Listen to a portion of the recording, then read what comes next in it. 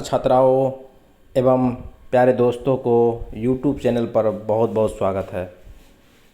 आइए मैं आप लोग को आज इस वीडियो में 6, 7, 8, 9, 10th, 11 और 12th के पॉलिटिकल साइंस सिविक्स से कुल 50 क्वेश्चन का ये सीरीज ला रहे हैं। हमें उम्मीद है कि आप लोगों को आने वाले सभी परीक्षाओं में यह बहुत ही मददगार साबित होगा।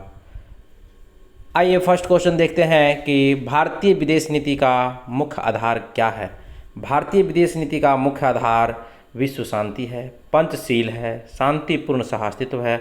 ये तीनों है, इसका मतलब इनमें से सभी इसका आंसर हो जाएगा। नेक्स्ट क्वेश्चन नंबर 2 है कि भारतीय संविधान का अनुच्छेद 51 के प्रावधान संबंधित है।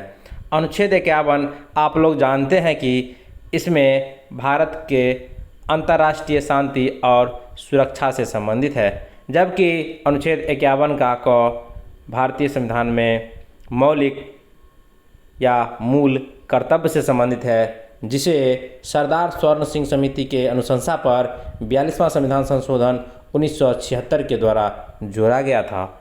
आइए क्वेश्चन नंबर 3 देखते हैं। क्वेश्चन नंबर 3 कह रहा है कि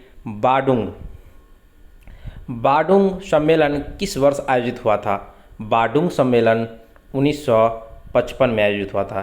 यह 18 से 24 जनवरी 1955 को आयोजित किया गया था। यह इंडोनेशिया में आयोजित किया गया था। इसमें कुल 5 देशों ने भाग लिया था। इससे 5 देश में वर्मा, श्रीलंका, भारत, इंडोनेशिया और पाकिस्तान। आइए इससे आगे देखते हैं क्वेश्चन नंबर 4। भारत और चीन के बीच पंचशील समझौता पर हस्ताक्षर कब किए गए। भारत और चीन के बीच पंचशील समझौता पर हस्ताक्षर 1954 ईस्वी में किया गया था। आइए क्वेश्चन नंबर 5 देखते हैं। 5 नंबर क्वेश्चन है भारत और चीन के बीच विवादित 2 क्षेत्र का नाम बताइए। तो भारत और चीन के बीच 2 विभाजित क्षेत्र में ऑप्शन नंबर बी अक्साई चीन और नेफा, ये 2 विवादित जगह भारत और चीन के बीच में है। क्वेश्चन नंबर 6, भारत ने 1971 में किसके साथ 20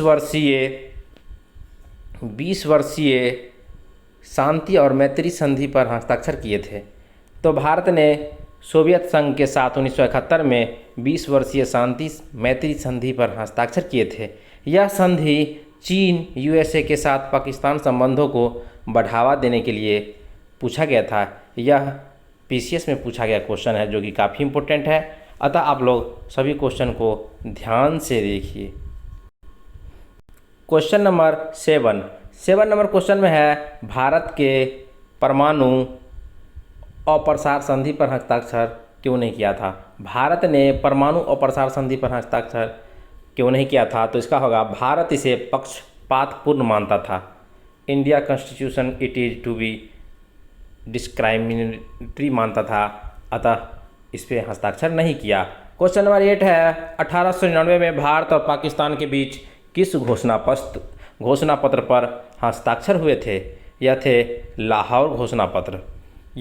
इसे हम कारगिल के युद्ध के नाम से भारत में जाना जाता है, और उस समय भारत के प्रधानमंत्री माननीय अटल बिहारी वाजपेयी थे। क्वेश्चन नंबर 9 है पाक जलडमरू मध्य कहाँ पर स्थित है।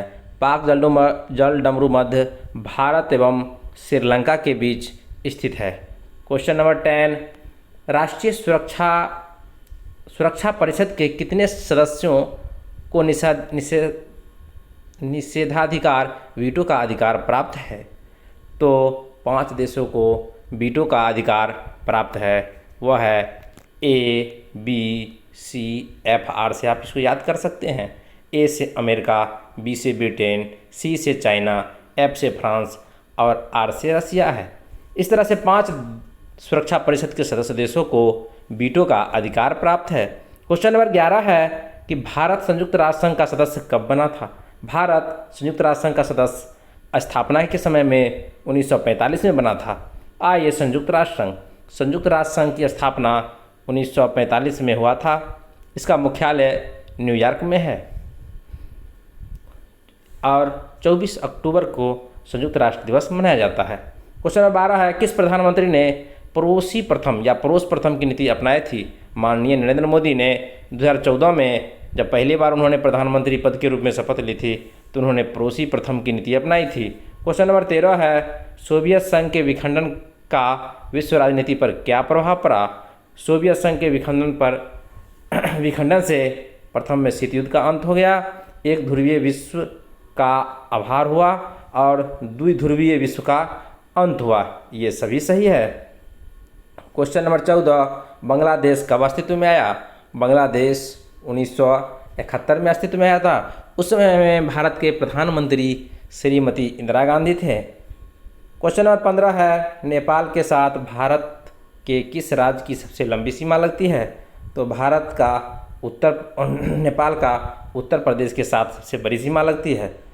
क्वेश्चन नंबर 16 है कि पंचायतों में महिलाओं के लिए कितने प्रतिशत स्थान आरक्षित हैं? बिहार में 50% स्थान आरक्षित है। इसका चर्चा भारतीय संविधान के अनुच्छेद 243 के डी के अंतर्गत किया गया है। क्वेश्चन नंबर 17, भारत में मौलिक अधिकारों का संरक्षण करने वाली संस्था कौन है? भारत में मौलिक अधिकारों का संरक्षण न्यायालय करता है, उच्च न्यायालय और सर्वोच्च न्यायालय। क्वेश्चन नंबर 18 है, किसी राज्य की विधानसभा को कौन भंग कर सकता है? किसी राज्य की विधानसभा को राज्यपाल भंग कर सकता है। क्वेश्चन नंबर 19 में कहा जा रहा है कि भारत में चुनाव आयोग किस प्रकार की संस्था है? भारत में चुनाव आयोग एक संवैधानिक संस्था है। क्वेश्चन नंबर 20 है, इस समय भारत के किस प्रकार की दलीय व्यवस्था है? भारत में बहुदलीय व्यवस्था है, बहुत सारे दल एक बार इसमें भाग ले सकते हैं। क्वेश्चन नंबर 21, राज्य के संवैधानिक प्रमुख कौन होते हैं? राज्य के संवैधानिक प्रमुख राज्यपाल होते हैं। क्वेश्चन नंबर 22 है, भारत के वास्तविक कार्यपालिका शक्ति का प्रयोग कौन करता है? भारत के वास्तविक कार्यपालिका शक्ति का प्रयोग प्रधानमंत्री करता है। क्वेश्चन नंबर 23 है, राज्यसभा के सदस्यों की अधिकतम संख्या कितनी हो सकती है? राज्यसभा की अधिकतम संख्या 250 हो सकती है। क्वेश्चन नंबर 24 है, बोडोलैंड प्रादेशिक क्षेत्र कहाँ स्थित है? तो ये बोडोलैंड असम में स्थित है। क्वेश्चन नंबर 25, संयुक्त राष्ट्र संघ में कुल कितने सदस्य देश हैं? तो संयुक्त राष्ट्र में कुल मिला के 193 सदस्य देश हैं। क्वेश्चन नंबर 26 है, विधान परिषद के सदस्यों का कार्यकाल कितने दिन का होता है? विधान परिषद का कार्यकाल 6 वर्षों का होता है। 73वां संविधान संशोधन के द्वारा कौन सी अनुसूची जोड़ी गई थी? 11वीं अनुसूची जोड़ी गई थी, जबकि प्रथम संविधान संशोधन के द्वारा 9वीं अनुसूची जोड़ी गई थी। 52वां संविधान संशोधन के द्वारा 10वीं अनुसूची 1985 में जोड़ा गया था। क्वेश्चन नंबर 28 है, राज्यसभा धन विधेयक को कितने दिनों तक रोक सकती है? तो राज्यसभा धन विधेयक को 14 दिनों तक रोक सकती है। क्वेश्चन नंबर 29, राज्यों में राष्ट्रपति शासन लगाने से संबंधित कौन सा अनुच्छेद है? अनुच्छेद 356 है, जो काफ़ी इंपॉर्टेंट है। और आज का लास्ट क्वेश्चन है क्वेश्चन नंबर 30 कि भारत का राजनीतिक दलों को मान्यता कौन प्रदान करता है? भारत के राजनीतिक दलों को चुनाव आयोग मान्यता प्रदान करता है। इसी क्वेश्चन के साथ में आज इस वीडियो को समाप्त करते हैं। और आप लोगों से अनुरोध है कि आप लोग चैनल पर नए हैं तो कृपया चैनल को सब्सक्राइब कीजिए और यूट्यूब चैनल के परिवार को जितना बड़ा कीजिएगा उतना ही हम बेहतरीन जो है आप लोग के समक्ष वीडियो डालेंगे। धन्यवाद, नमस्कार, फिर मिलते हैं नेक्स्ट वीडियो में, तब तक के लिए बाय।